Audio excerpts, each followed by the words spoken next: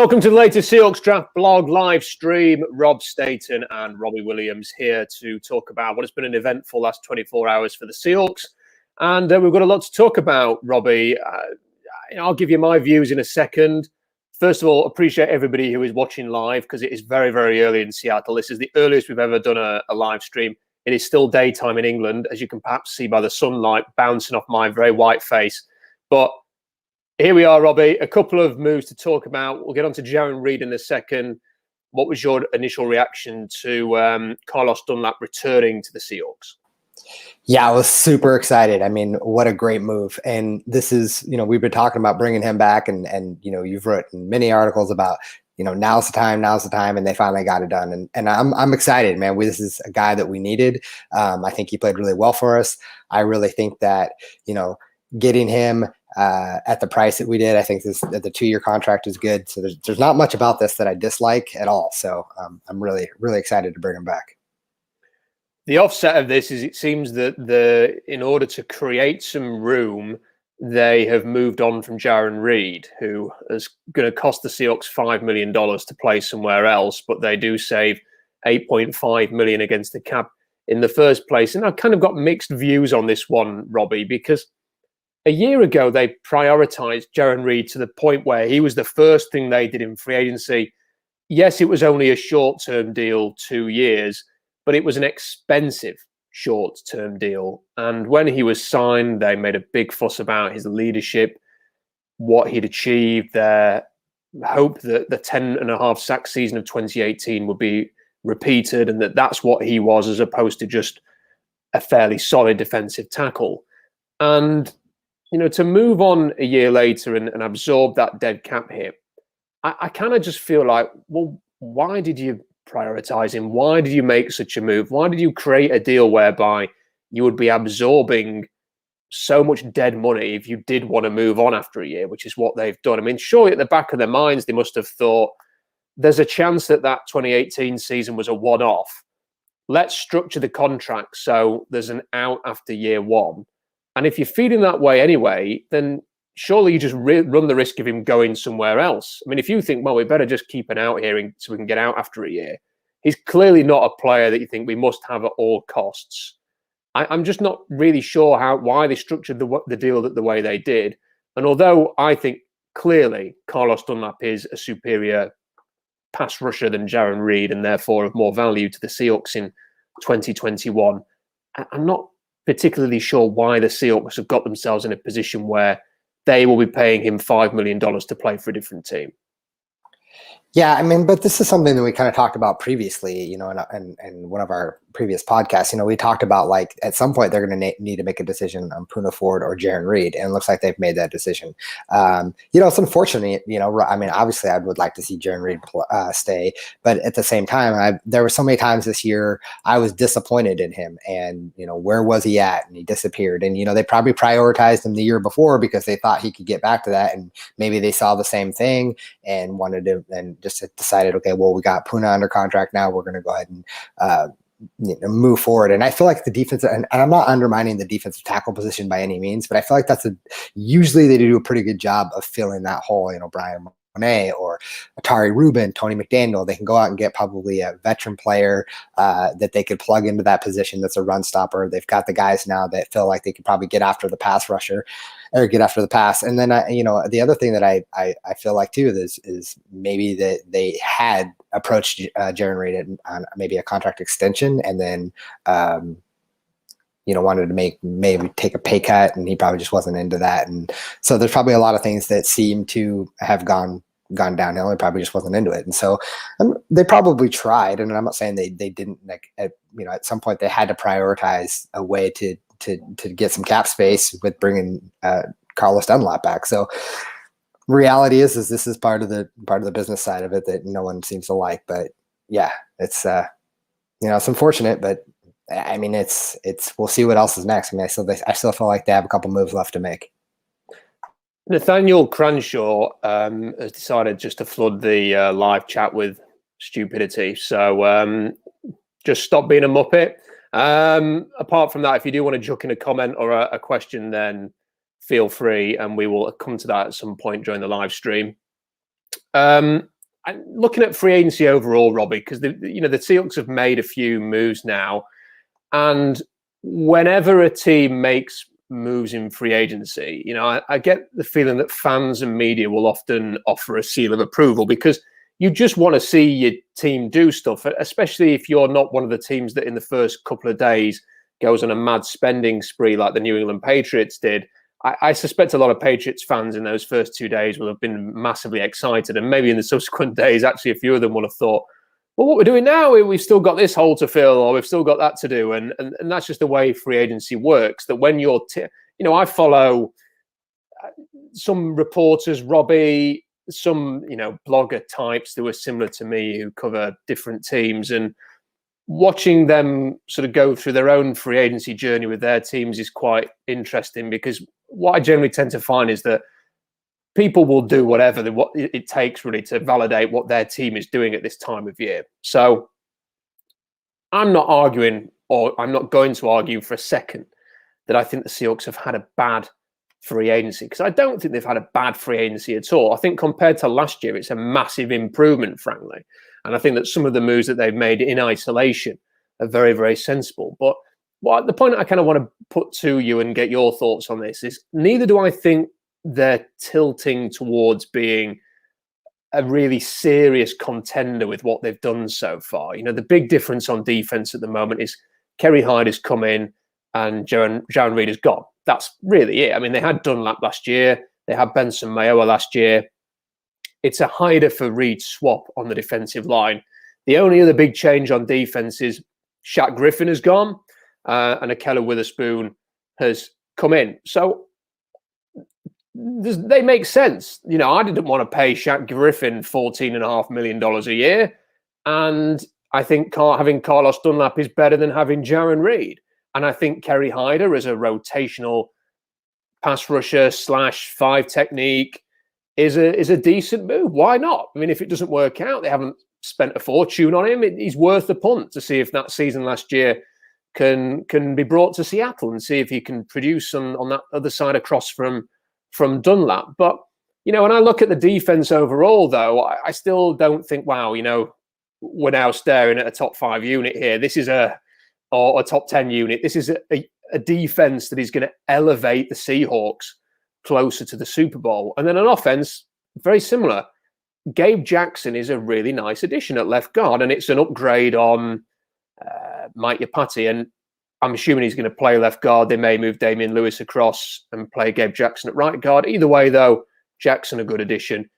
Gerald Everett will hopefully be an upgrade over what they had at tight end last season. He wouldn't have to do a great deal to be an upgrade on Greg Olsen and Jacob Hollister. Let's be honest here. And the familiarity with the new offensive coordinator, who is also hopefully going to have an impact, may mean that he becomes even a third weapon for Russell Wilson, like sort of playing the role of that number 3 receiver. That is certainly possible. But you've still got Ethan Posick at center at the moment. At running back, you've brought back Chris Carson, and I like Carson. You like Carson. But how many conversations did we have during the season about, if you bring him back, they've just had to mother him all the way through the regular season to get him to the playoffs. Are they going to have to do that again? And your depth behind him is essentially Rashad Penny, who's a massive mystery right now as to whether he can play a season, come back from that injury and be useful. And behind him, you've got Alex Collins and you've got Travis Homer and DJ Dallas, who, again, last year, they didn't want to start. They had to bring Scarborough and Collins off the street to play instead when your top 2 guys got injured. So the offense as well, as they've improved at a couple of positions. Am I looking at this offense now, though, and saying, wow, right, this team has now really put itself in a great position to win a Super Bowl? Now, if they had a full draft class to come, I think you could say, well, they could do this, they could do that. There's still time to add a lot of pieces here, Robbie, and really push this team towards something that could be pretty special. But they only have the 2 picks in the top 130 picks. They don't pick till 56. Their 3rd pick is in the 7th round. So again, they're limited there. It's kind of like, it feels to me like a lot of what they're going to do this offseason has now been done. They might still bring back a KJ Wright. They might be able to add another piece here and there, a really cheap veteran minimum receiver or something like that. But ultimately, they're nearly done now as to what the Seahawks can actually do this offseason, short of something dramatic, which maybe we'll come on to a little bit later on. But, I kind of look at them and I think they're not a bad team by any stretch. They'll probably make the playoffs in their current form. They usually do if Russell Wilson's still there. If you're a fan who is simply happy to be in the postseason, maybe win a game, maybe lose a game, and then on to next season, which is what they've done pretty much for the last 6 years, then this is fine. But if you want to move the needle and move towards Super Bowl contention, I can't say with any confidence that what they've done so far has elevated them in that way. What do you think? Yeah, I mean, that's why I was saying, like, we still have work to do, right? We're not there yet. And we still got a long offseason still, in my opinion. And I know we only have a certain amount of draft picks, and it'll be really telling to have this conversation after the draft to see what we've done. But, I still have hope that we could bring back, Sherm. I still think that's a possibility. Sounds like they're at least both interested. I know there's a lot of talk about KJ. I love KJ and think we should bring him back, but we have a lot of resources tied up into that linebacker position. I almost wonder if it's worth spending that money elsewhere. But yeah, it's we're obviously not done yet. So I clearly don't feel comfortable with just the current state of the team and where we're at. Obviously I want to see something, a few more moves made, and there's some things that we need to do to kind of attack some positions and, really, really, really going to feel like the number, like you were saying, on the offensive side of the ball, a third wide receiver is going to be needed. The running back position, I even though we brought back Carson, I wasn't really on board on bringing Carson back. And I think I've said that multiple times. I mean, it's not that I disliked him. I just don't worry. I worry about his health. So for me, I was just worried that, man, is it really worth the money to spend on him if he's not going to be able to stay healthy? And if we were just going to, like you said, nurse him through the season to get to the playoffs, I don't know, man. We're clearly not done. We've got a lot of things and pieces to move, but I do feel like we're a better team, to be honest with you. I mean, I know, what you were saying, Witherspoon over Griffin, and then now Reed is out, but we had Dunlap last year and we brought on Hyder. But I do feel like overall, this is going to be a better team. I don't know why, just kind of maybe it's just a gut feeling, but I feel like with the new offensive coordinator, hopefully some things will change there. I feel like they've done more now in the pass rush going forward. So now we have Dunlap for the whole season instead of just 8 games. So yeah, I just feel like we're going to be a better team overall. There's times that you think about, man, how great would it have been to have Dunlap earlier in the season. There might've been a game too, or that he could have helped, seal the win for us. So yeah, I feel like we're a better team, but we still have a lot of pieces that we need to do, especially to compete with the Rams and the Cardinals, who seem to just be making incredible moves, right? They're just making good moves right now. And the Niners are going to be back. I mean, that's not a team that I want to sleep on by any means. I think that could be the best team in the West right now. So yeah, there's a lot of things that we need to do to improve. So, but it's really going to be telling, like you said, after the draft. I think that's what's going to be key for us. I will give them some credit, Robbie, that they've avoided a repeat of the pass rush mystery, which I think was probably, I know a lot of people came into this offseason thinking offensive line help was the most important thing, really just because Russell Wilson had kind of highlighted that and made that the agenda-setting topic of everything, free agency, draft. You've got to fix the O-line. But for me, the priority was always, for God's sake, don't make sure you're not in the same place you've been the last 2 years with the pass rush, needing to scramble around in September and August to find solutions, or even later as it was with Dunlap, to find solutions there to solve that problem. And they have achieved that. Dunlap's back, Hyder's in, Mayowa's back, and Mayowa as a rotational piece is a lot better than Benson Mayowa, premier number 1 pass rusher, which is what he started the season last year as.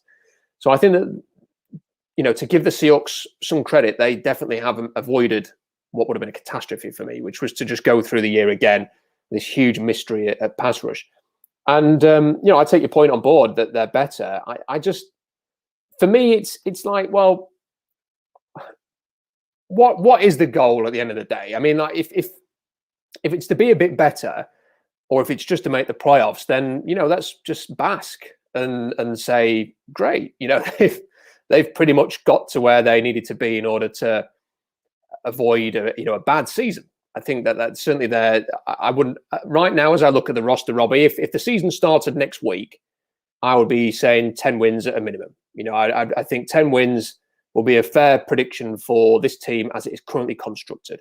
Obviously, it's not finished yet, but the Seahawks kind of are finished in a way because they've got very little money left and no caps and no draft picks. Other teams have still got a lot of work that they can do to improve on their roster. But I think right now it looks like a 10-win team that with the potential to, depending on the bounce of a ball here and there, could be a little bit more than 10. If you have a really unlucky season, it could be lower. But then the Seahawks only had one season under Wilson's quarterbacking where they've been less than 10 wins. And that was quite an unlucky season with a terrible kicker. So, yeah, I think that they're in a position where you could say, to some extent, they've improved. I just have a really hard time, though, thinking of this team as it's constructed as well, Robbie, winning in Lambeau and beating Aaron Rodgers in a playoff game, or that LA Rams game, playoff game, lingers in my mind, where it wasn't just a loss, it was a total arse kicking, right? It was a total arse kicking. And coming out of it, if you'd have said, well, would Gabe Jackson and Kerry Hyder be the difference between an arse kicking and a little bit more and maybe a new offensive coordinator? Yeah, perhaps it would have been. But I'm just not sure. I think the Seahawks still need a lot more. And if they're going to be a Super Bowl team, and I guess that's what it comes down to. It's like, what do you expect? It's kind of funny. The sunlight's making me look like Batman at the moment, because it's kind of like covering my. It's quite off-putting to look at. When you sort of think about what you actually want to achieve and what you want to do, I want to be in the Super Bowl. I want to have a real serious tilt to the Super Bowl. And I think what the Seahawks have got is what they've had for the last few years, which is a solid team which can make the playoffs. But comparable to sort of like the Bucs and the Packers and one or two others, I'm not sure they're there at the moment. Will you put up Zach Burnett's comment, this second to last one? Sure. This year is going to be all about how Waldron's system works out. I 100% agree with this. I think this is what rides on it. I think the moves we've made, though they're good, I really think that it's really going to be on Shane Waldron and how this offense, is constructed and how they're able to move the ball and if they're playing a little more up tempo and how much creativity they have there. I mean, Big Mike said 2 words, Aaron Donald, right? How are we gonna game plan to stop Aaron Donald from wrecking a game, right? So you're thinking about all these things in terms of how we played against the Rams this last time. Well, we played with no up tempo. The offense wasn't moving. We were stagnant. It didn't feel like we were doing anything that was, anybody could have done that, right? I mean, it felt like anybody could have called that game plan, and it would have been like the Rams just knew what we were doing. And I feel like a lot of teams just knew what we were doing. And you've heard it time and time again, like even from like DK Metcalf, saying, hey, like this team just knew what we were doing. They just knew. So like the way I feel like is it just really needs to go how Waldron sees it, right? We need to like let him have the ability to have control of the game and do the up tempo, push the ball down the field, run the ball, offsets or whatever it might be. I really think that's how it's going to go down. It's going to be based on how he calls the games. So I 100% agree with Zach's opinion on that. Yeah, that's interesting. I think it is certainly the Waldron factor it's a great unknown, isn't it? I mean, we hope that he will provide a platform for the offense to be even better than ever. But at the same time, he's never called plays before. It's one of those whereby, if they'd have appointed Doug Peterson, for example, who has won a Super Bowl and has done that, you kind of think, wow, can he come in and do this? Whereas with Waldron, my view on it is I really hope that this sort of hybrid, what the Seahawks have always done, plus a bit of what McVay does, can really come together and elevate everything. Or even if they go more towards what the Rams do, I'd have no issue with that. What McVay does on offense, everybody is a great believer in that. And you have to be a fan of McVay and his approach to offensive football. But you just don't know, do you? I mean, Waldron as a first-time play caller, offensive coordinator, it doesn't always just go, wow, click, and it works. So we'll have to wait and see with that. There's a few, it's kind of fixed up. We've got a few topics to get through, Robbie, but there's also a lot of questions coming in. And because there's so many coming in, I want to try and get through a few of them as we're sort of going along rather than saving them all for the end. Let me try and find a couple here. There was one that I wanted to point out. So this is from Flo. They were a top 10 defense the second half of the season. This is in response to me saying I don't think they look like a top 10 defense. I think the thing about that is, though, Flo, is you've really got to take into consideration who they were playing. I mean, at the end of last season, we're talking about the winless Jets, the Giants led by Colt McCoy, Washington football team led by a player that they would cut 2 weeks later, who was their third string QB, and they nearly gave up a 17-point lead in the fourth quarter. We're talking about the remaining shell of the 49ers, whatever that was left of them by week 17.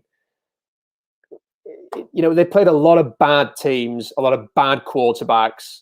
I'd even say that the game against the Rams, that was Jared Goff weeks before the Rams unceremoniously dumped him over to Detroit. I mean, they weren't playing a murderer's row of offense. And by when they got to the actual final game of the season, as it proved in the playoffs, they were beaten by Jared Goff playing without a thumb. So were they legitimately a top 10 defense by the end of the season? I have a hard time going for that. Alex says, are there any free agent defensive tackles left you would consider? I just think that with the money situation, Robbie, they haven't got any, frankly. If they're going to do any further moves, they're going to have to create some more money. So it'd be very easy to say, well, I'd love to see them get Geno Atkins or Jarrell Casey, which is kind of like the two big names that people are talking about. I just don't know how you're going to fit that under. I did think one part of me did wonder a little bit whether they just thought, well, we'll have Dunlap and Geno Atkins, the old pairing from Cincinnati, at a cheaper cost than Jarran Reed, and go in that direction. And I wonder if that's something, that I don't know how close Dunlap and Atkins are. They may be very close. They might sick of the sight of each other. I don't know. But, that was a sort of a connection. I thought, well, that's, and you could buy into that. I wouldn't mind seeing a very experienced, less effective, but still Geno Atkins come into Seattle and play for a year. But I'm just not sure whether they've got the money to do that. Well, I think the thing about the money, though, there's still teams that are so far under the cap. I just don't know. They can still create cap room. Right? They can restructure Wilson's deal. There's a lot of ways for them to do it. They could extend Quandre Diggs. There's a lot of things they can still do to create more cap room. So I'm not super worried about the cap room right now. So for me, and the defensive tackle situation, Geno Atkins would be top of my list, to be honest. I think it'd be awesome to have him pair up with Dunlap again. And, I just think it would be, I think you'd get him a cheaper deal than we had Reed. And I think you'd come in and, how excited would he be to get out of Cincinnati again? So he's out now, so he gets opportunity. So I think that's just a match made in heaven, in my opinion. This one from Brian says, morning, gents. Is Gerald Everett an improvement over Hollister? I would say yes. I mean, you don't know for sure until the guy comes over and, he may be very similar to Jacob Hollister, just more expensive and when we actually see him play. But, I do think that we're talking about a guy who tested very well at the combine. He's got unusually small hands, Gerald Everett. I think he's got like 8-inch hands, which is strange for a guy as big as he is. But I'd say one thing I would recommend people do, Google Gerald Everett mic'd up. And there's a couple of occasions last season where he was mic'd up by the Rams and the NFL network, presumably. And I thought he seemed like quite a cool guy and quite an interesting bloke. So I would highly recommend going to see some of those and checking those out. Couple more questions before we move on and talk about everyone's favorite subjects. This from Curtis. Reed was good for 75% of the defensive snaps. Love him or hate him, he handled a workload no one else could touch on the interior. The gap there is real, which is an interesting point. He is correct. It's a fantastic point. I'm not surprised that Curtis has made a brilliant point because he consistently does. That Reed played a lot of snaps. He was reliable to an extent. Yeah, he'd be banged up a lot, Robbie, but he still kind of played through it. And, now you are really relying on Monet as things stand and Puna to stay out there. And yeah, I know like Corbin Smith's on Twitter. He's Lattimore's number one fan. He may as well, he's campaigning for the guy to be president right now. He's very positive about Cedric Lattimore. but he's very unproven. And he's one of those guys where ideally Cedric Lattimore is competing for a job. He's not assumed to have one as the sort of rotational number 3 defensive tackle. So, based on what Curtin then just sort of processing as we're talking through it, Robbie, I do think they probably do need another defensive tackle, at least, even if it's just somebody to compete with Lattimore.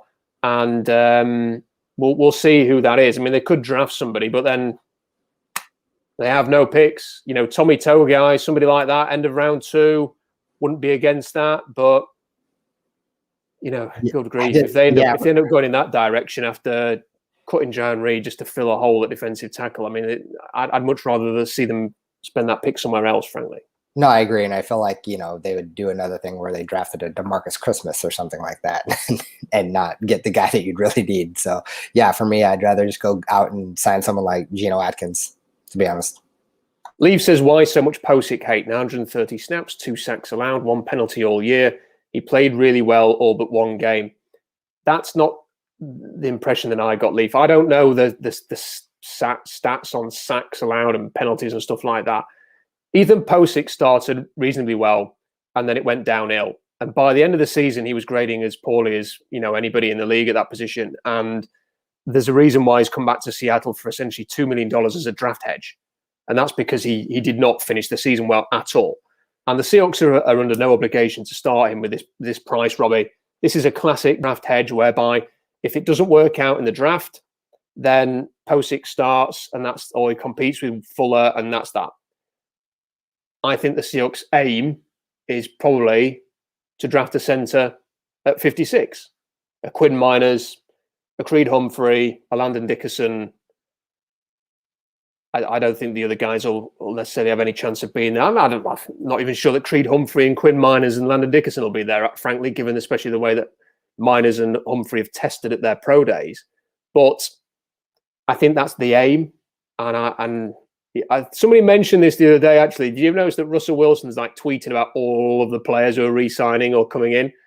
But there was a noticeable absentee from the people he sent congratulations to, and that was Ethan Posick.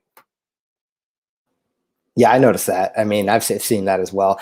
And listen, I mean, they brought someone in last year to compete with Posick, and I think he earned the job. I think he filled in. He's an average center. I don't think he's great by any means. I think we can improve the position, but that's why they brought him back on a cheap deal. I think he can be serviceable, but I don't think he's a guy that you want to match up one-on-one with Aaron O'Donnell. It just doesn't make any sense. So for me, improve the position if you can, and if you can't, if those guys are gone, like you said, I think he'll be fine for this year. But there's a lot of help that he'll have to have. But he seems to run, as serviceable center, but I don't think he's not a top tier guy for me. Zach says, is there anything we can do to be a Super Bowl contender this year? I'd like to hear Rob and Robbie on this one. Actually, that's a great question, actually, because is there anything that they can do? Yeah. I mean, yeah, there is. I mean, for me, it's gonna come back to. Actually, I don't know, because listen, Jamal Adams and trading him and getting draft stock and being able to bring 2 players in for the price of 1, or maybe even 3 if you trade down, Robbie. Yeah, do you know what? It might be better. But then, I think more the Jamal Adams trade stuff, in my opinion, is about setting yourself up for the long term. It's being able to get a potential left tackle in the future. It's about potentially getting a pass rusher for the future, because those 2 positions, you haven't got an answer beyond 2021. And I'm going to come on to that in a second. That's really what that's about for me. It's not so much about trade Jamal Adams, become an immediate contender. But I think there has to be a mesh between long-term and short-term thinking with any NFL team. I don't necessarily like just there are exceptions. Tampa Bay is one of those. They've got Tom Brady, he's in his mid-40s, and they need to milk the Brady cow. They need to get hold of Tom's udders and milk that cow until it's dry. And that's coming. That will be a dry cow very soon. Everybody else needs to sort of think a little bit long-term. And they need to be thinking, right, okay, where are we next year? Because all that happens if you don't do that is you end up with an off-season that could happen next year for the Seahawks, which, as mentioned, we are going to come on to. So is there anything that can be done this year to make them a Super Bowl contender? That is a really difficult question to answer. I'm not sure that there is. If they had everything that they've got now, plus a full draft and maybe 10 million to spend, then perhaps, because they could fill out some depth, get some good players in, get another running back maybe, get a third receiver, get another cornerback, a Sherm, somebody like that, maybe bring back KJ, and then have a full draft, then maybe I would think about that. But that's impossible. Yeah, I might be the little bit of an opposite. I think you can. I don't think we're like right there. Like we're not like this team we have now is the team that's a Super Bowl contender, but I think there are moves you can make to help be a contender. You got a thing. Didn't recognize Robbie. I'm in a hotel, by the way. I'm in a hotel in Indianapolis, so the lighting's a little off, and I don't have a Seahawks hat on, so there you go. I think there are moves that you can make. I think you can, you could go out and get Sherm back, bring back KJ, just the money situation is going to be interesting for me and how they, restructure deals and get under the cap. But I feel like if they can bring those two guys back, that'd be huge for the defense. And I feel like that defense could be, a top, 10, 15 defense. And then on the offensive side of the ball, I I feel like what Zach said earlier, it really goes through Waldron. And if you can get yourself a dynamite third wide receiver and Chris Carson can stay healthy, you utilize your tight ends, how do they utilize Will Dissly and Gerald Everett? And, you get those guys the ball and how do they utilize DK and Tyler? I think they can. I think this can be a team that can be really, really good as long as Pete doesn't get in the way.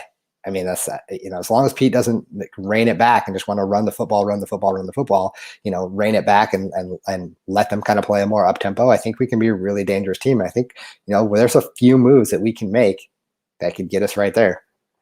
I don't think we're that far off. Bruce says, what do you think of Jarrell Casey? I think maybe a bit of a busted flush, frankly. Seen better days. He's been sort of shifted on by Tennessee, didn't really do anything in Denver. Pete will know Casey better than anybody. So, cause obviously, the USC connection, they were there together. So, we'll see. I don't think that one is as likely. If it was between him and Geno Atkins, I would be telling Carlos Dunlap to give Geno a ring. Again, I'm assuming they're best buds and, asking for a favor there from Carlos. So I wanted to talk about this as well, Robert. There's a few other things.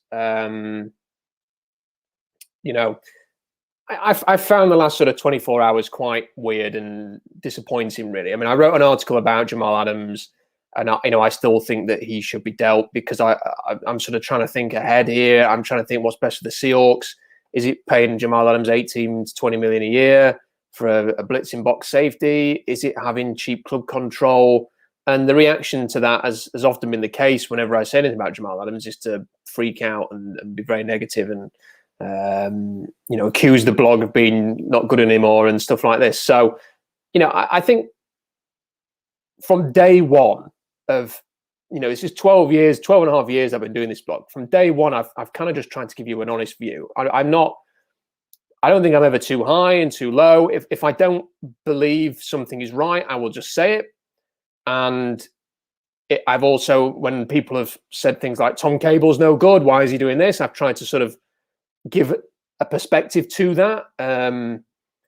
I've even tried to argue the case for the Malik McDowell draft pick, Robbie, in the past. I don't. It's not that I just hammer the Seahawks all the time and take great pleasure in being negative about them.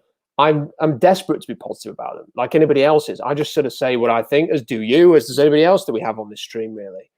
But what the concern that I have when I actually look at this team, and this is my main concern. It's nothing to do with whether they're a contender this year or not. It's simply this, and I'm going to run through some things for you now, Robbie. And I want you just to reply, fact or fiction, to these statements that I'm going to make. Just say no, nothing else, just fact or fiction. So let's start with this. At the end of this season, Dwayne Brown, Tyler Lockett, Quandre Diggs, Brandon Shell, both of your starting cornerbacks, all of these players are all out of contract, meaning 6 key starters will need to be signed or replaced within 12 months, with no draft picks this year, really, and no first rounder next year. Is that a fact or is that a fiction? Fact. Next one. The Seahawks if they re-sign Jamal Adams, will have approximately $50 to $60 million to spend in 2022, depending on how they structure his cap hit next year. And will need to try and retain or replace those 6 starters. Plus, they would only have 26 contracted players, meaning they'd also need to fill out their depth. So that is 6 key starters where you will have 10 million per player in essence to spend, but then you'd have nothing else to sign at least another 30, 40 players to fill out your roster. Is that a fact or a fiction?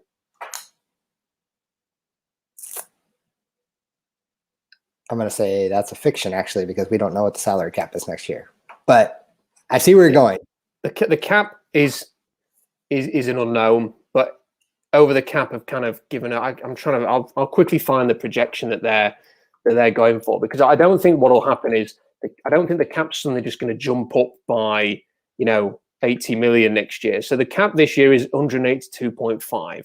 And they're saying it's going to go up to 203 million. That's their projection. So they're saying that the cap's going to rise by $18 million next season, which is quite a significant rise, sure, as it gets back on track. So I'm going off those numbers. If it's even higher, then fine. But I would suggest, even if you stick another 10 million on that, there's still a great challenge there to fill out your roster, to retain or replace a number of key starters, especially when you, again, will not have a first-round pick. Yeah. Okay, is the next one. If you're going off those numbers and if that's real, then yes, obviously that's a fact. The next one. The team and the franchise quarterback have not resolved their differences, leaving the door open for a trade within the next 12 months. Fact or fiction? That is a fact. Final one. The Seahawks are yet to find a resolution on a contract for a player they traded 2 firsts and a third-round pick for. And they face the prospect of paying a safety a hefty salary of 18 million a year, maybe 20 million a year. Meaning that from next season, they'll be paying a middle linebacker and a safety around 40 million between the two, despite spending first, second, and third-round picks on the 2 positions in the last 2 drafts, while having no answer at left tackle if Dwayne Brown retires at the end of the season when his contract expires, no answer at cornerback beyond 2021, no answer at defensive end for the long term. Is that a fact or a fiction? That is a fact. Now, you could turn around and say, Rob, you are just so negative. You are being ridiculous. Why are you saying these things? Why can't you just enjoy this Kerry Hyder and Carlos Dunlap news? What are you doing? Seahawks draft blog's rubbish. You've changed. You could do all these things and you could ignore all of that. I just don't think we should. And those things that I've just listed there, they exist in the Seahawks realm right now. They are things that this team is going to have to work out within the next 12 months. And I think there are a lot of serious topics there. We're talking about how you're going to replace practically every key player on your roster if they're not re-signed. We're talking about the future of Russell Wilson. We're talking about salary cap problems and a lack of draft picks. It's not a positive picture moving forward. And this is kind of why I sit here and I have conversations about why, is paying Jamal Adams the right thing to do? Is investing so much resource in Jamal Adams the right thing to do? Are you better off? Do you know what? You could, if you had the first and second round pick this year, Robbie, and you took let's say, Sam Cosme, who I'm not a huge fan of at Texas, but he's massively explosive, very athletic left tackle prospect at Texas. You sit him for a year to replace Dwayne Brown. You give him the job in 2022 and he's crap, okay? It doesn't work out. He's terrible. Could we really have a go at the Seahawks for that? Because the other alternative to that is actually he works out, you get a left tackle, and you've sorted that position for 3 more years as a starter on great club control, and then you might have to pay your left tackle. I mean, to me, it's like, well, you buy a lottery ticket to see if you can get a left tackle for the future. That's not a problem. If it doesn't work out, it doesn't work out. Like, eventually you have to start thinking, we've got to take somebody to draft and develop behind Dwayne Brown, or what we're going to do is one day Dwayne Brown's going to go, and you're either going to have to overpay on someone in free agency, you're going to have to make another huge trade, or you're going to have to trade into the top 10 or pick in the top 10. This is not an easy thing to do. The sooner the better you start planning ahead at a position like that and taking shots to see if you can find the guy, the better, I would have thought. And these are the kind of things that the Seahawks can't really do now that they've got themselves in this sort of extreme short-term position of, well, let's have a Jamal Adams. Let's just pay him. Let's absorb so much resource in him and Bobby Wagner and players like that. and just everything else, well, we'll kick that problem down the road. Yeah. I mean, and I'm reading some of these comments, and like Ethan's Tech World just said Jamal Adams will be on the Seahawks for a very, very long time. Better get used to it. I actually think he's right. I think that's actually what's going to happen. But this is see, that's the kind of response though that I don't think gets us anywhere. It's no, like I agree. I can sort of bring out a load of thoughts and reasoning why I don't think it's the best decision for the Seahawks, and I could mention everything from PFF grades to salary, to the lack of picks, the Seahawks, the holes that they've got coming up, his fit in this defense, his injuries, whatever. I could bring all this, and the response you get back is, well, you just better get used to it. And it's like, well, that's not a counter argument. That's not. I'm not saying that guy there, Ethan or whatever he's called, what you should be doing is you should be saying, no, here's why you're wrong. Here's why it's worth having all this resource in Jamal Adams. This is why. You've got to do all these things. This is why it was the right trade, and it's still the right trade for this team, and why they should commit to him now rather than damage the limitation and getting out of it. That's a debate. That's a conversation. Just saying, well, tough tits, you've got to get on with it because he's going to be here. That's not a conversation. No, and I wasn't trying to argue the point that like we just need to deal with it, but I was just saying like I do think that. My point to that was I do think that Jamal Adams will be here for a long time. I think they're planning on probably signing him to a long-term extension, and it'll be interesting to see what that number of that cap hit really is, because I think that's exactly what they're probably going to do. I mean, they're probably going to sign him to a long-term extension, and I mean, because I've heard zero mention of other than us talking about it, I've heard zero mention of Adams being traded from anybody. No one said anything, and it sounds like they're planning on working on an extension. That's about the only thing I've heard. There's not been any talk of an extension though either. That's the other thing. Well, man, that's what I thought. I've heard it like on Brock and Salk or whatever like that, or maybe it was Brock and Salk, whoever it was. I've just heard it like that. That's what it was. Like their plan is to work on an extension. Like I haven't heard that they are working on an extension, but I haven't heard anything about a trade. But anything could happen on draft night. You never know. But just. I don't know, man. I have a hard time to picture them really actually trading Jamal Adams, and I think they should. Like I'm on the let's trade him, because I feel like we need to get back in this draft. I think we gave up way too much for him, and I don't want to pay a safety that much. And you're right. I'd like to see what Marquise Blair can do, or Keanu Neal, or not, sorry, Keanu Neal. That would have been great. Ryan Neal, what Ryan Neal can do as well, because I feel like we've got guys who can play that position and could probably play it just a little bit better. So I don't know. It's tough. I mean, I do like the sack numbers, but as you said, many times they're generated sacks that he's blitzed, a certain amount of times per game, and he's been uncontested in those blitzes. So tough to say, man. Yeah, I think there's a real team building conversation to have, and I wish we would embrace it. I actually think it's quite an interesting conversation. It can be somewhat. I can come at it from what people perceive to be quite a negative angle here. Is that they don't have answers at this position, but it doesn't mean that there isn't a counter. That I would be unresponsive to any kind of pushback on. Well, they could do this or they could do that. If somebody has those answers, then let's talk about it. The problem that I have with this Jamal Adams proposal that I've pitched, and some of the other things, is that it's just so, the argument's so crap. Like it's just like, well, you've made all those points, but no, he's staying, and you just get used to it, Rob. It's like, well, come on, they need to have a left tackle, they need to have a D end, they need a cornerback, for next year as well. And I think that the best teams, and we've seen it, generally, Robbie, the teams that get to the Super Bowl and win, they have a core of players who are homegrown, and you can look at sort of your free agent moves kind of just complement that. I mean, when you look at the Buccaneers, obviously the big thing they've done is bring in Tom Brady, admittedly, but they draft well. I mean, their offensive line's been drafted, their weapons, the Mike Evanses, the Chris Godwin types drafted, big defensive tackle drafted, one signed in free agency, works well. A couple of pass rushers, very intelligent moves in free agency there. Linebackers they've drafted very well. They drafted their whole secondary. It's a roster constructed through the draft. And then you look at the Chiefs. Okay, they made a big trade for Frank Clark and they brought in Tyrann Mathieu. but their quarterback, their offensive line all drafted, their weapons all drafted. You look at their, Chris Jones was a good draft pick there. Generally speaking, you have to be able to build a roster through the draft. It's kind of like Jeff put it well, the Scotch taping effect will only get you so far. And, as you look over Seattle's recent drafting history, they've not put down a core. And what happens when you don't draft a core is you get to situations that are forthcoming, as we're going to see perhaps next year, where you have a whole bunch of key positions without solutions there. Because the players that the Seahawks have drafted to be part of their core right now, in the last sort of 2 or 3 drafts, are DK Metcalf, Damian Lewis, and maybe Jordan Brooks. Yeah. That's it.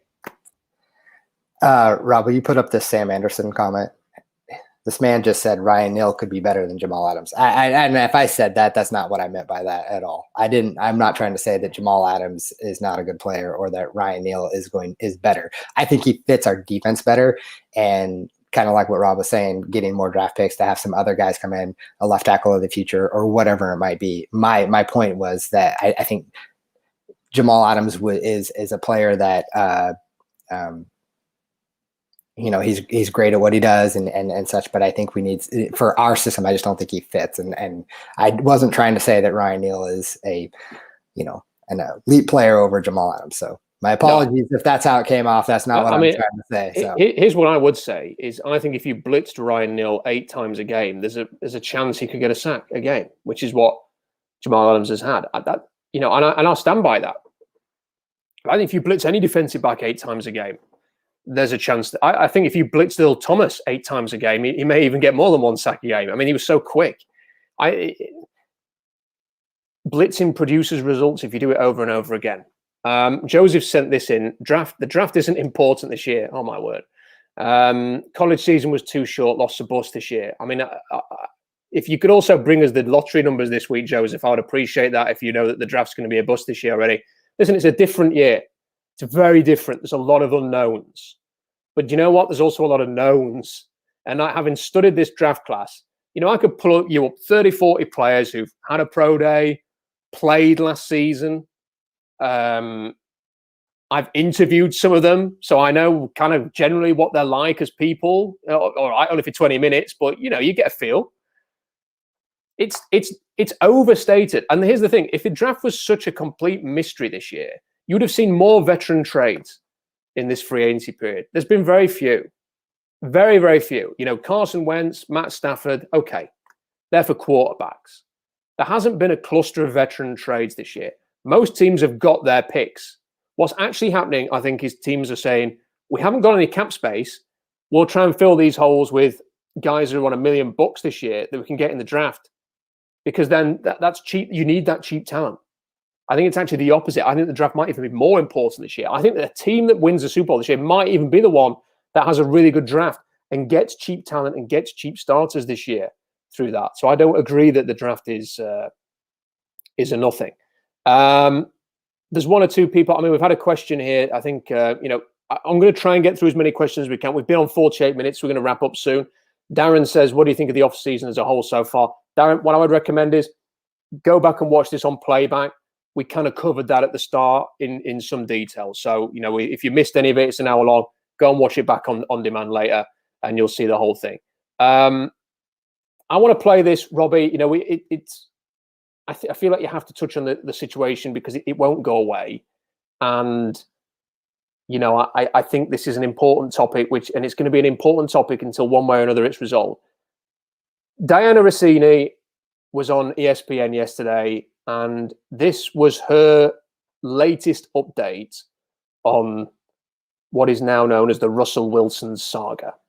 Yeah, Mike, so much on social media, all the compliments for his teammates. Russell Wilson's a great teammate. His issue isn't his guys. His issue is with the front office and their decisions on this roster and what they're doing. So The bigger issue here is, yes, he's out here complimenting everybody, but have we seen him say he wants to be a Seattle Seahawk? Have we seen the Seattle Seahawks say Russell Wilson's our quarterback? We have yet to see any movement. We've been talking about this for 2 months now. Someone say something. So here's what I can tell you. Around league circles right now, the talk is that the door is still open for a trade to happen. It just needs to be the right situation. And if this were to actually happen, Mike, it's going to be closer to the draft. This is the prime time. And as Adam Schefter, I know, shared with you on the show, it always made sense. If they were going to make a deal, it was going to be closer to the draft, not before free agency. So there we go. That's Diana Rossini with her update on this. And it was very similar to what Adam Schefter said last week, who's, also an ESPN employee. Look, most people have kind of moved on from this. Robbie, I noticed that, the Florio was sort of saying he doesn't see a trade this year. Colin Coward doesn't really talk about this anymore. In fact, I think he's almost been applying a bit of pressure to Wilson now, saying, look, the Seahawks have listened to you and you have to deliver. I think he's actually sort of reversed course a little bit and is sort of pushing back against Russ a little bit. Now, whether he might be doing that to just seem like he's really balanced, I'm not sure, but that's kind of his term. But ESPN, with their reporters, and I think Jeff made a good point on the stream last week, is that there is a difference between hosts like Florio, who do 2 shows a week and have to do 5-6 segments in that show, Robbie, and they need topics to talk about. Finding ways to keep this going so they can talk about a really juicy storyline. There's always a bit of that, and Coward's the same, and Stephen A, and Skip Bayless, and people like that have got to fill their time. Reporters like Adam Schefter and Diana Rossini don't have that. They're journalists. They are information gatherers. And Jeff, I thought Jeff's comment was spot on. He says, when someone like Adam Schefter speaks, you have to kind of think, who wants this information out there? And who is pushing this thing through ESPN right now? And Jeremy Fowler's kind of like on this as well. He's not completely ruling out a trade. He's another who is saying to ESPN, this could still happen. There could still be a trade. Nothing's ruled out. Is it Mark Rodgers trying to keep this in the news and the sun is shining in my face and it looks ridiculous? Is it Mark Rodgers keeping it in the news? Is it that the Seahawks actually are more open to this than people realize, and they're basically getting the message out there? Look, just because that Bears trade didn't come off, if you make us an offer and we can make this happen, then maybe we could still do something here. I don't know. But I'm definitely not ignoring this. And, there's one clear sign that everybody's keeping their options open, Robbie. And that is the fact that they haven't restructured his contract. If they restructure his contract and push money down the line, that's the end of it. No more discussion. Nothing. He ain't being traded. It becomes impossible at that point. The fact that they haven't done that, and it's a very easy way, I think Curtis has told us, they can create 12 million. Just like that. Mahomes did it a few weeks ago. Brady's done it. You can create money very easily. The Seahawks need money. Why haven't they done it? There's only one reason why they haven't done it. Because they want to keep their options open. So that's just a fact.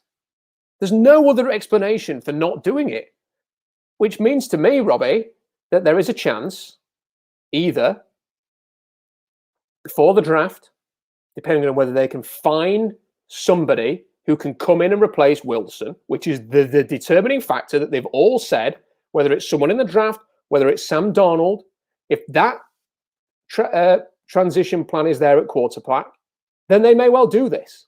If not, it could be next year. But either way, until they restructure his deal, you can't rule anything out.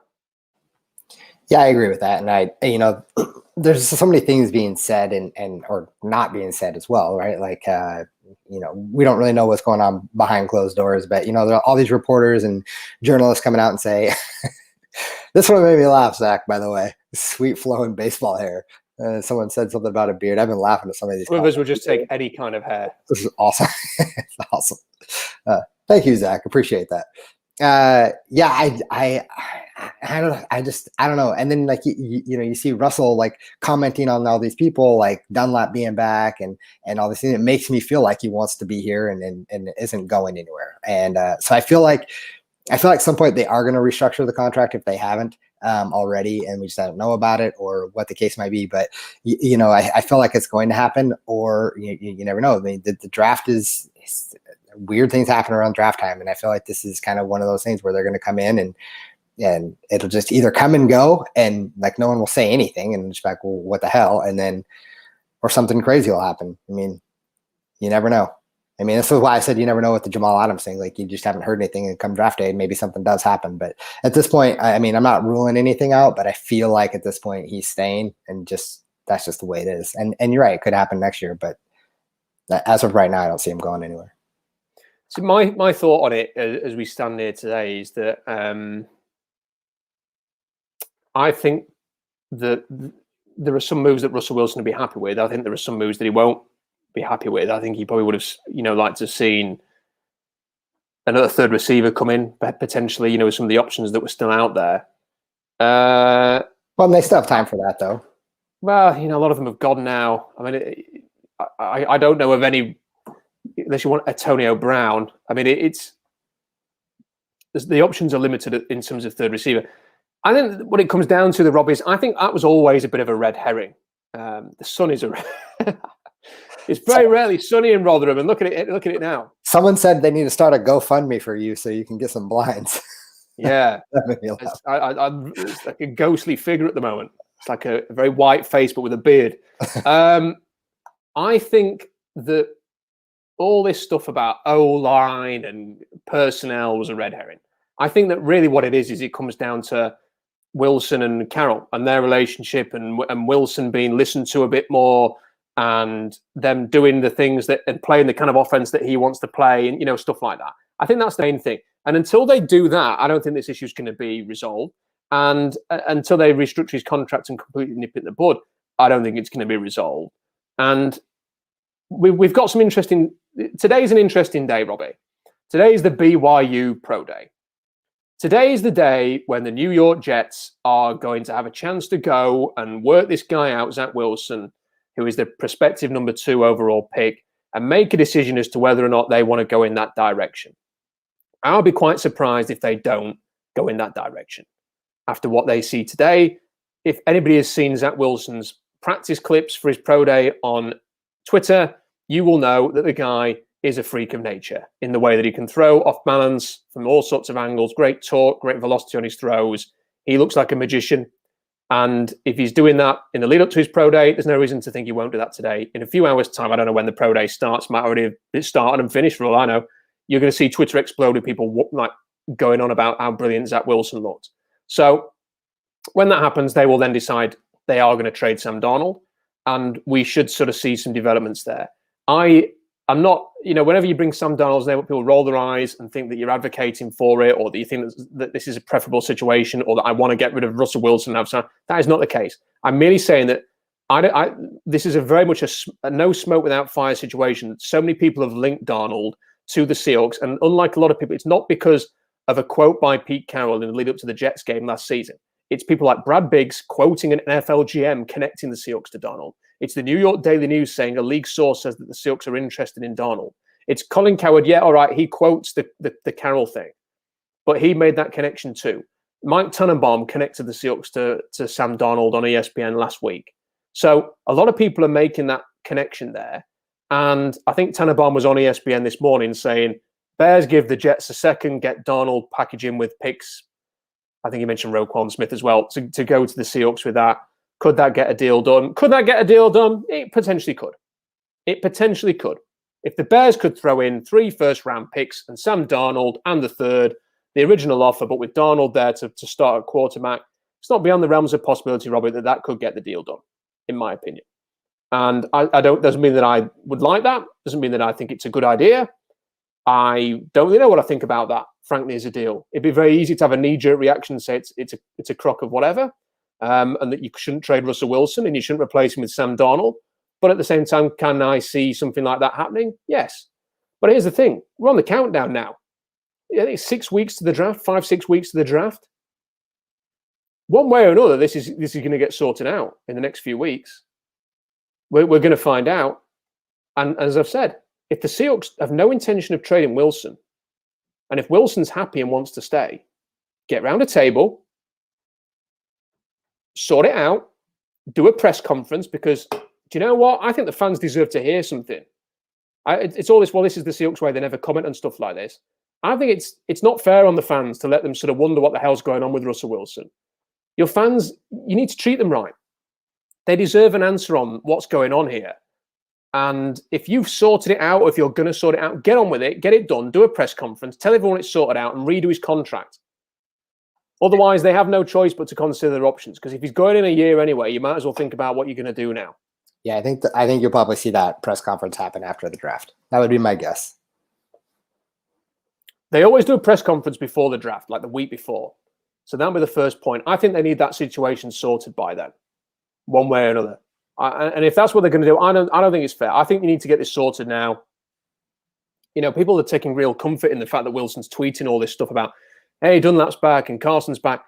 It doesn't mean anything. You know, it doesn't mean anything. You know, Wilson needs to commit, or the team need to commit to him, or both. And they need to come out and make it very clear, because clarity is needed. We all need clarity on this. We all need to move on from this. And if they are going to sort it out, then just get on with it and sort it out and restructure his contract, create some cap space. Let's all move on. If you're not going to sort it out, then let's cut the crap. Let's cut the speaking to people in the media. Let's stop the tweeting implying that you're on board, but actually you still have reservations about Pete Carroll and that. Let's just stop playing games with each other in the media, which the Seahawks and Wilson have been doing since 2014. And Mark Rodgers plays a large part in that. I accept that. Let's just stop acting like a bunch of teenagers and get this sorted and all move on together and have it confirmed sorted, not implied sorted. Confirmed. This is done. We're moving together. We've restructured his deal. He's going to be the quarterback for the next 10 years. This is how we're moving forward. Do that. You know, that's the way for this team to move forward. I just want to make a couple of other quick points on this, Robbie. You know, because this is something that has also been forgotten, I think. Tony Pauline said on 710 ESPN, I've known Tony a long time. I know he doesn't talk nonsense. You know, I know Tony. I interview him every year. I have the utmost respect for Tony Pauline. This is what he said on 710. What I was told by someone close to the situation is that the Seahawks want to trade Russell Wilson as much as Wilson wants out of Seattle, which kind of surprised me. That's Tony Pauline saying that. Tony Pauline once told me they were going to draft a guard in round 4 who nobody had ever heard of, and they did. So he's got sources in Seattle at work. And if that's the situation, it kind of, to me, Robbie, one, it makes sense that Schefter's still talking about this the way that he is, and Diana Rossini's talking about it, and Jeremy Fowler's talking about it the way it is. However much there may have been a bit of a ground made up between the two parties, they're still talking about it. It's particularly Schefter, who's the number 1 NFL insider. And the other thing with it is they only have 3 draft picks. And I can't imagine John Schneider going into a draft with only 3 draft picks. Maybe he will.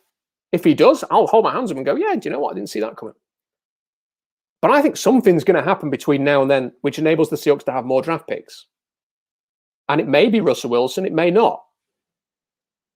But that's one way you avoid only having 3 picks in a draft. And if they're going to, and look, it's, by the sounds of things, they were close to trading him to the Bears a couple of weeks ago or a week ago. And then Pete Carroll made the decision, no, I'm not going for that deal. Which, frankly, I think is the right decision because I think it was a crap offer from the Bears. Yeah, it was terrible. But that apparently, the report was Carroll said no. Which meant that the Schneider was talking to Pace. They came up with a deal. It was presented to Carroll, who had final say, and he said no. But that means it was close. And if a better offer comes, Carroll might not say no next time. Yeah, I mean, if you bring in a quarterback into that situation, I think maybe, you know, he wouldn't say no. But the 2 players that were, you know, offered, that from what the reports were, it was 2 players that they were cutting or letting them seek a trade. So Akeem Hicks and Kyle Fuller. So, like, you know, in my opinion, like, there was just a terrible offer. I don't think I would have never taken that. So I think it was the right move to back out of that one. But if they come back and you know, if they're able to package a Sam Donald or something, I think they'll probably, you know, they'll probably, maybe pull the trigger on that. It's tough to say, man. I mean, I really don't know. I don't know. And look, I don't want to talk about this any more than I have to, Robbie. And people accuse me of clickbait because I talk about the Wilson situation. Don't just dismiss it. I think a lot of other places do just dismiss it. I think it's a serious talking point. I mean, listen about a free blog.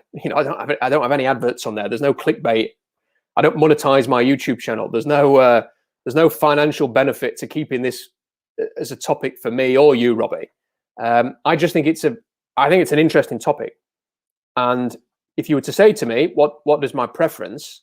My preference has always been to build around Russell Wilson. But I'm not so naive to think that this is just a load of hot air, that people like Adam Schefter, who is one of the best journalists in the world, one of the best sports journalists in the world, he only has about 5 peers in America when it comes to sports journalism, maybe not even 5.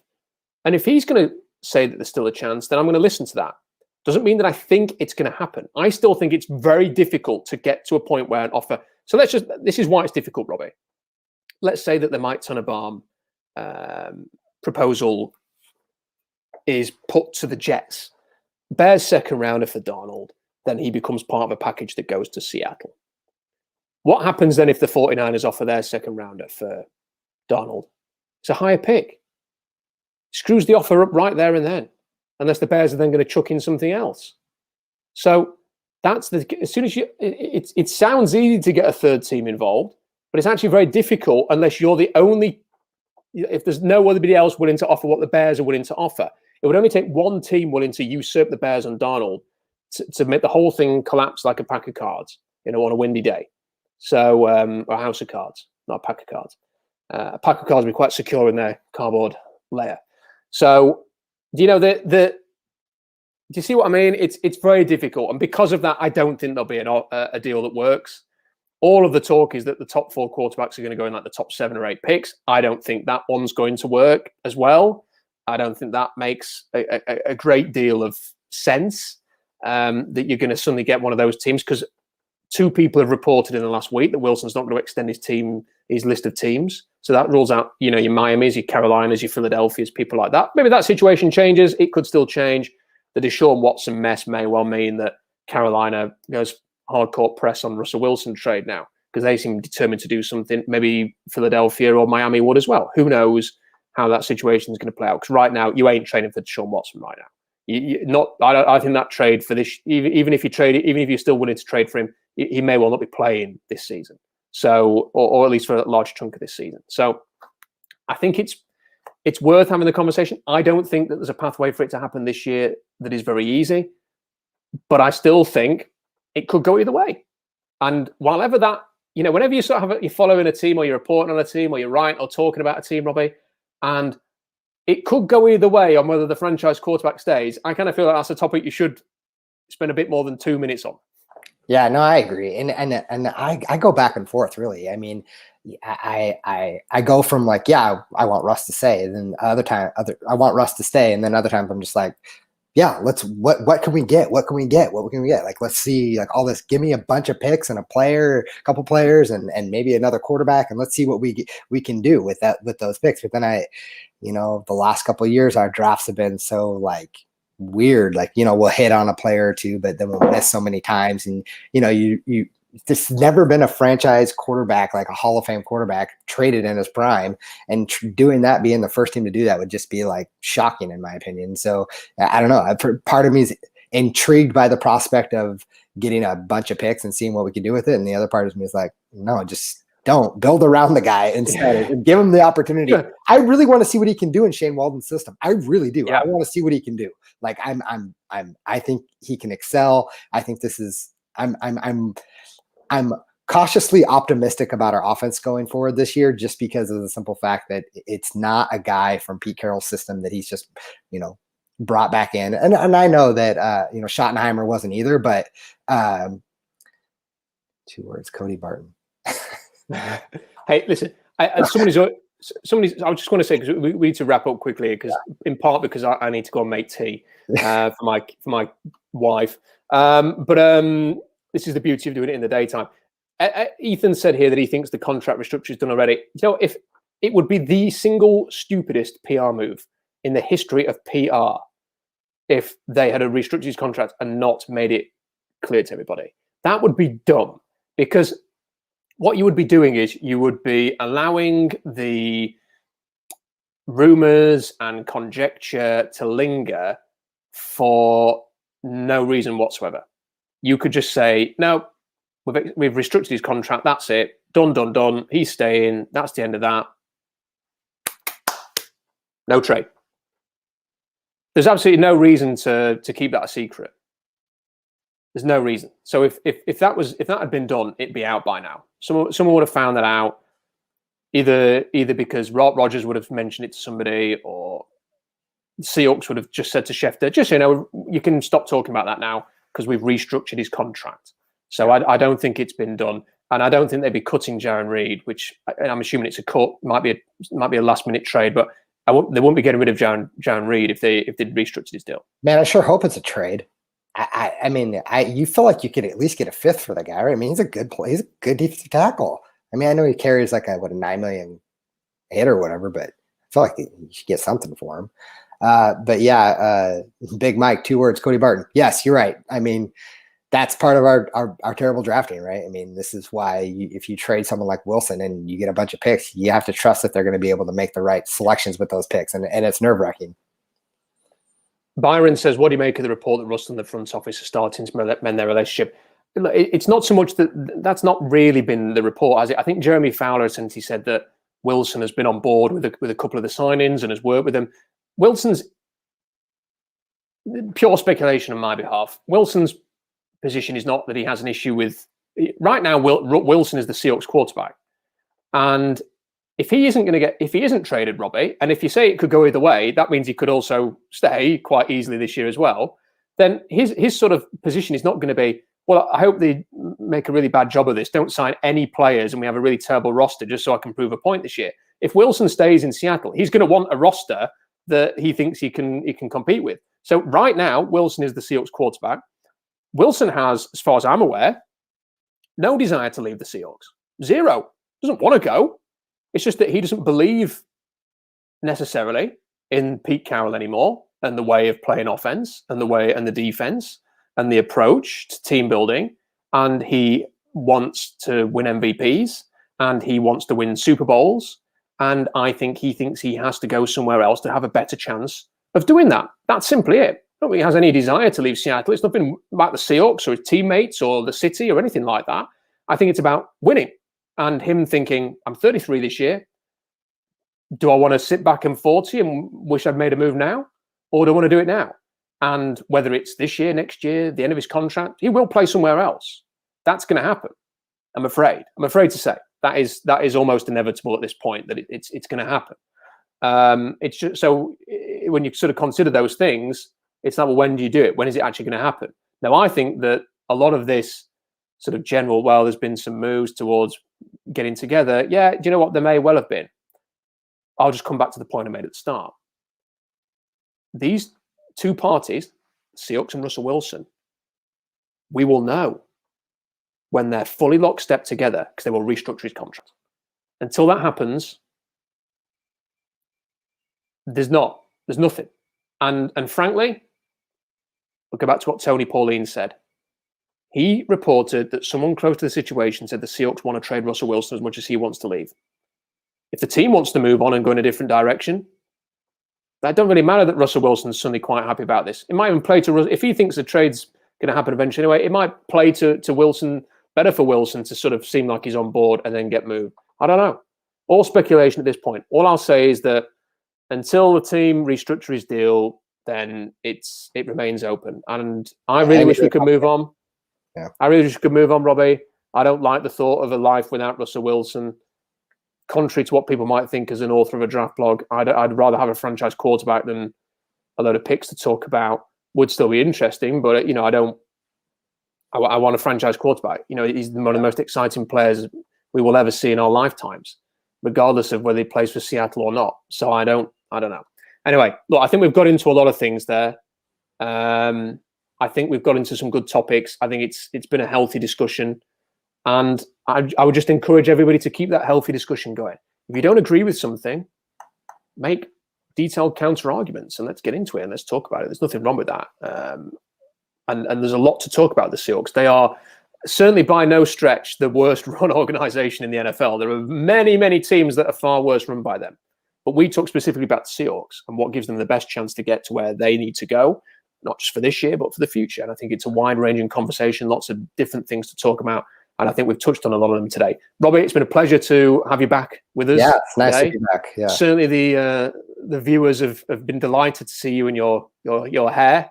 Yeah, I appreciate all the hair comments. On the screens. And I'm sure we will speak again soon.